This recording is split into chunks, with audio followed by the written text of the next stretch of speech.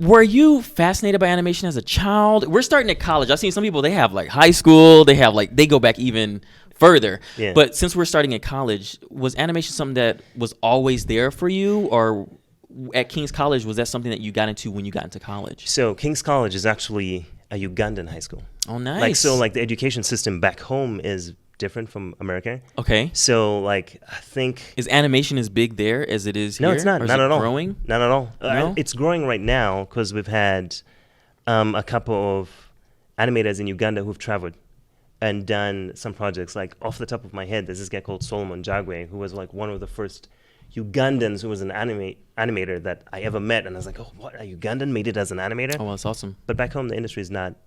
It's not huge. It's not.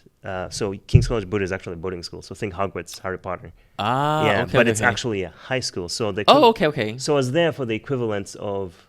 There was other schooling before that, but I was there for the equivalence of what you'd call grades. In the US, 12th is the last grade, right? Yes, So it'd senior be- year. Yeah, it would be the equivalent of grade 12 and 13. Oh, okay. So it's like you went to like a pre-college. 13 would be like a pre-college, Yeah. like college preparatory type stuff. Kind of in the US equivalent, yes. Okay. And what I was studying there, I was studying physics, chemistry, math, and art. Okay. I always took art on the side because I grew up in a household. My dad was a computer guy. Okay, So from the nice. time I was a little kid, there was computers around and computer games. One of the first games I got my hands on as a little kid was Mortal Kombat.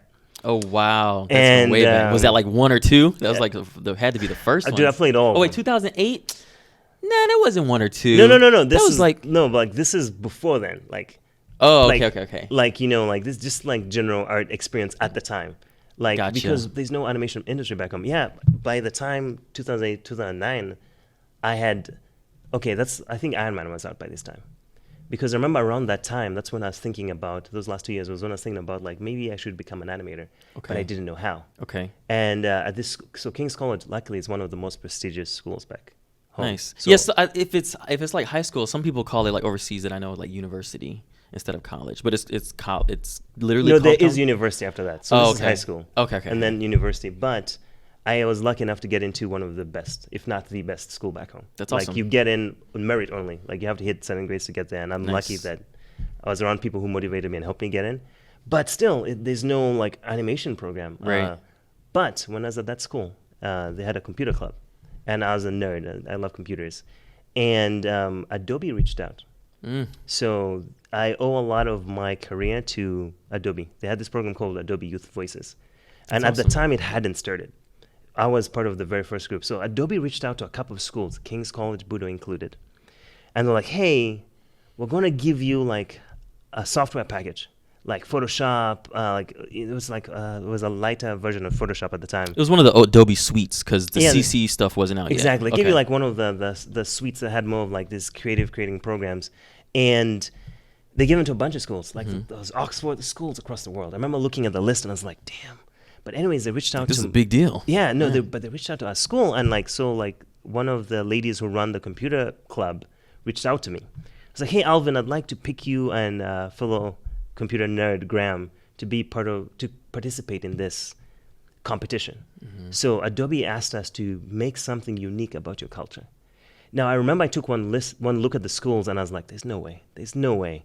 I looked at some of those names. There's no way I'm winning this competition. So what I did was I was like, since I'm gonna lose, may as well have fun with it. So I in Uganda. That's an interesting take on it. It made you be more relaxed. Yeah, right? At the time, I didn't realize this proved to be a huge learning moment for me that taught me a lesson I've used my entire career. But at this moment, I was like, well, there's no way I'm gonna beat school X. I'm gonna name school X. Yeah. So you know what I'm gonna do? I'm just gonna have fun. I'm just gonna do what I want because it's like my chance to just get my ideas out there. So what I did was I went. Uganda like has weird transportation. They have Okay. like taxis that are run privately owned. They have conductors, and like they try and bribe you or coerce you to get in. It's like it's a salesman. Oh, did they try thing. to like take your money after you get out? Like, oh, it was this much to take you No, here. no. They tell you how it is up front, but there's so many of these because they're privately owned. There's so many of these Okay. transportation types as minibuses. that the one you choose is the one who you like the personalities of the people the most. Okay, So okay. they're like really charming. Sometimes they dress up in costumes. Yeah, yeah. But the experience is kind of weird because sometimes it's always the driver and a conductor, the two guys who own it. Okay. So it's this really awkward experience. But then we also have like bodas, which are like guys on bicycles and stuff. Mm-hmm. So lots of transport stuff, but it's kind of weird. So what I decided was like, I'm going to pay a couple guys to act out just to give people the experience of if you came and landed at the airport and had to get to the main city, this is the funny, weird stuff you have to go through. We have potholes that are so large, cars would get lost in them. Oh, We wow. get back out. And I thought it was funny. Those are like sinkholes. Yeah, pretty much.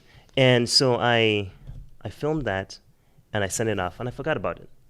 And I think a month or two later, I got a letter in the mail. That was like, hey, congratulations, you have been selected as one of the, I don't remember how many participants who are going to come to the United States and attend a 2-week-long youth summit where you'll meet professionals in your industry That's and awesome. you'll get to learn.